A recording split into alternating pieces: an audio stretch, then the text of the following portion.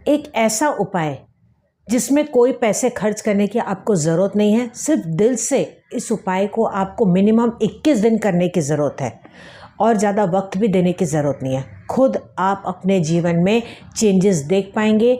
यहाँ तक कि कोई आपको बात ऐसे लग रही है जीवन में कि अब ये पॉसिबल नहीं हो पाएगा, तो मेरे कहने पे एक बार इस रेमेडी को आप ज़रूर से आजमा के देखिएगा। परिवर्तन आना ही है आपके जीवन में।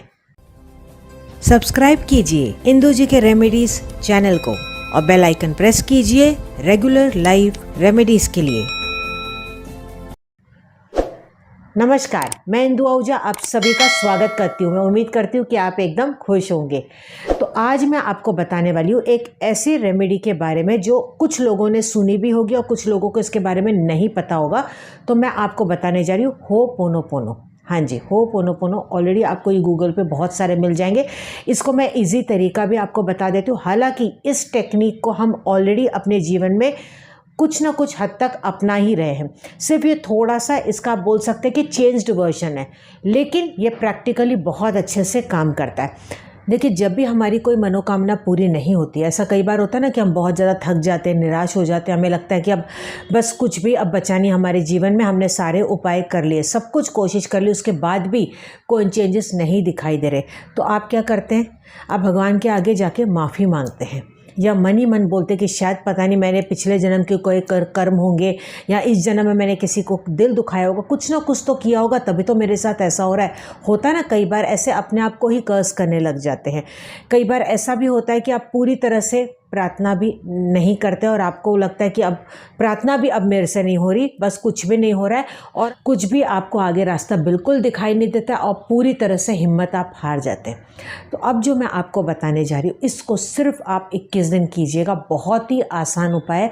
आपको ऐसे में करना क्या है, होपोनोपोनो प्रार्थना में क्या होता है, उसमें 4 सेंटेंसेस आपको बोलने होते हैं। तो होपोनोपोनो एक तरह की प्रेयर होती है जिसमें आपको ये प्रार्थना बोलनी होती है।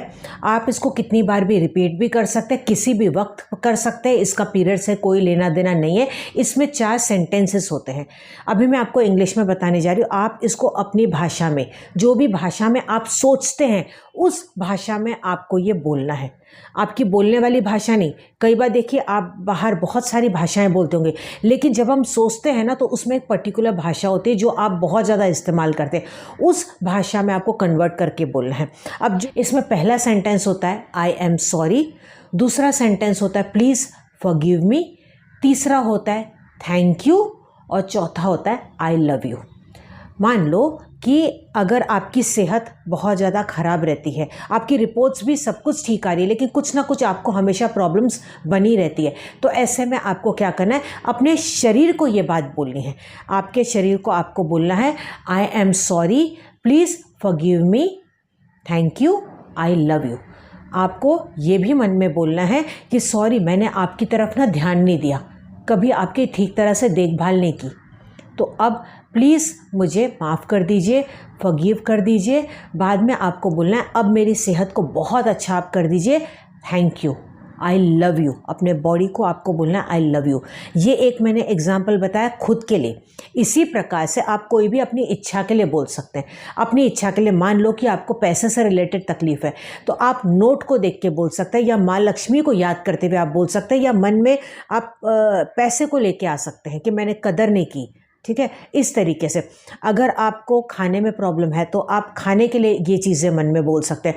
मान लो कि आपको कोई दूसरी कोई प्रॉब्लम है, या आपकी शादी नहीं हो रही है, या आपको कर्जे से रिलेटेड कोई समस्या है, या रिलेशनशिप में बहुत ज़्यादा प्रॉब्लम आ रहा है, तो जिनके साथ रिलेशनशिप में प्रॉब्लम आ रहा है उनको मन में सोचते हुए आपको ये चीज़ बोलना है। जिनके साथ भी आपके रिलेशनशिप ख़राब है, हस्बैंड के साथ ख़राब है, सास ससुर के साथ ख़राब है, ननद के साथ ख़राब है, या किसी के साथ भी आपके रिलेशन नहीं बन रहे हैं, या बॉस के साथ कोई अनबन चल रही है, तो अगर आप चाहते कि वो आपके फेवर में हो जाए, तो मन में उनको याद करते हुए आप इस प्रेयर को बोलें। आप ये घर पे भी कर सकते हैं, ज़रूरी नहीं कि वो पर्सन आपके सामने हो, लेकिन अगर आप पिक्चर उनके माइंड में लेके आते तो बहुत अच्छा है। आप पिक्चर माइंड में नहीं लेके आ पा रहे तो मोबाइल पे एक बार आप उनकी तस्वीर देख लीजिए, उसके बाद आपको ये प्रार्थना बोलनी है। ठीक है, इस तरीके से आप ये करेंगे। अगर सपोज़ आप अपने हस्बैंड के लिए करना चाहते हैं या अपने बच्चे के लिए करना चाहते हैं, आपका बच्चा आप चाहते हैं कि एग्ज़ाम में बहुत अच्छे से करे, वो अच्छे से ध्यान दे, या आपके हस्बैंड की प्रमोशन हो जाए या उनका व्यापार बहुत अच्छे से चले, आप उनके बिहाफ पे करना चाहते हैं, लेकिन आप उनको बोल नहीं सकते क्योंकि वो उन चीज़ों को मानते नहीं है, ना ही वो करेंगे। तो ऐसे में आप उनके बिहाफ पे कर सकते हैं। तो ऐसे में आप क्या कर सकते हैं, कोई भी उनका कपड़ा इस्तेमाल किया हुआ आप ले सकते हैं, या उनका इस्तेमाल किया हुआ रुमाल आप अपने पास रख लें। उस रुमाल को अपने पास रखिए और उस रुमाल को हाथ में होल्ड करते हुए आपको ये प्रार्थना बोलनी है, ठीक है। तब आपको नहीं समझ में आ रहा है कि मुझे पैसे को ध्यान करना है या मुझे शरीर को ध्यान करना है, किसको ध्यान करना है, तो आप भगवान को ध्यान करते हुए चीज़ को बोले, ये बातों को बोले। इनफैक्ट जिस भी ईश्वर को, गुरु को आप मानते हैं ना, उनको डायरेक्टली ये चीज़ बोले। 4 सेंटेंसेस आपको मैं फिर से रिपीट करती हूँ। I am sorry, please forgive me, thank you, I love you. बस ये 4 सेंटेंसेस आपको बोलने हैं। ये 4 सेंटेंसेस आपके जीवन में पूरी तरह से परिवर्तन लेके आएंगे। क्यों ये 4 सेंटेंसेस हमारे जीवन में काम करते हैं? क्योंकि आपको भी ये पता है, मैंने बहुत सारे पहले एपिसोड्स में भी बताया है कि जो भी हमें जीवन में तकलीफ़ आती है वो ऐसे ही नहीं आती है। ये हमारे ही पिछले जन्म के कर्माज है, ये जन्म के कर्माज है, उसके हिसाब से हमारी ये कुंडली बनती है या उसके हिसाब से हमारे जीवन में ये तकलीफ़ आती है।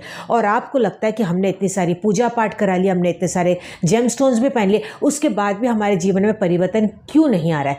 क्योंकि आपने दिल से अभी तक माफ़ी नहीं मांगी। अगर आपने गलती की है, उसकी सज़ा मिल रही है ना, तो सबसे पहले तो आप माफ़ी तो मांगे, और जो चीज़ आपके पास है उसका ग्रैटिट्यूड करें, उसका आप थैंक यू करें। जब आप इन चीज़ों को प्रैक्टिकली अपनी लाइफ में फॉलो करेंगे ना, तो आप देखेंगे कि धीरे धीरे आपके काम होने लग जाएंगे, और जो आपने एक्सपेक्ट नहीं किया था वो भी अच्छा आपके साथ होने लग जाएगा। जो आज मैंने आपको बताया ना, एक बार करके ज़रूर देखिएगा, परिवर्तन आना ही आना है आपके जीवन में। ये बहुत ही मैजिकल सेंटेंसेस है। मतलब ये अलग अलग तरह की पद्धतियों के नाम दिए गए हैं, लेकिन है चीज़ वही, कॉन्सेप्ट, बेसिक चीज़ वही है कि आपके कर्मों की आपको माफ़ी मांगनी है, जो आपके पास है आपको उसके लिए थैंक यू करना है, और जीवन में आगे बढ़ना है, और आपको मदद मांगनी है कि मुझे रास्ता दिखाओ। तो ये शॉर्ट में ये 4 सेंटेंसेस बस आपको बोलने हैं। भले ये थोड़े आगे पीछे हो जाए, कोई बात नहीं, आप ऐसे ब्रेन पे जोर दे के ना करें, बस आप इसको दिल से करें, अपनी आत्मा से करें, मन से करें, परिवर्तन आना ही है। मुझे पूरी उम्मीद है कि आप मुझे बहुत ही जल्द गुड न्यूज़ देंगे। अगर आपको ये वीडियो थोड़ा भी अच्छा लगे तो मुझे लाइक और कमेंट करके ज़रूर बताइएगा। ज़्यादा से ज़्यादा इस वीडियो को शेयर कीजिएगा, क्योंकि आपके ये वीडियो शेयर करने से आपको नहीं पता कितने लोगों की तकलीफ़ें दूर होगी। बहुत लोग हैं जो अफोर्ड नहीं कर पा रहे, ऐसे में आपके वीडियो शेयर करने से उनका भी भला होगा, साथ ही साथ आपका भी भला होगा, आपको ब्लेसिंग्स मिलेगी और मुझे भी ब्लेसिंग्स मिलेगी। आप मुझे फेसबुक, इंस्टाग्राम पर फॉलो कर सकते हैं, वहाँ पर भी इंदु जी के रेमेडीज़ ही चैनल का नाम है। इसी के साथ साथ आप टेलीग्राम ग्रुप में भी हमें ज्वाइन कर सकते हैं, वहां पे आपको नोटिफिकेशन मिल जाएगी। अगर आप चैनल पे नए आए हैं और आपको हमारा चैनल पसंद है और आप चाहते हैं कि आगे इस तरह की वीडियोस आपको और मिले, तो चैनल को सब्सक्राइब जरूर से कर लीजिएगा। It's completely free of charge. नीचे जो रेड कलर का बटन देख रहे हैं ना, वहां पे आपको क्लिक करना है। उसके पास में आपको 3 ऑप्शन मिलेंगे घंटी के, उसमें से ऑल वाले बटन को आप प्रेस कर लीजिएगा। तो हम मिलेंगे अगले एपिसोड में अगली नई जानकारी के साथ। तब तक आप अपना पूरा ध्यान रखिएगा।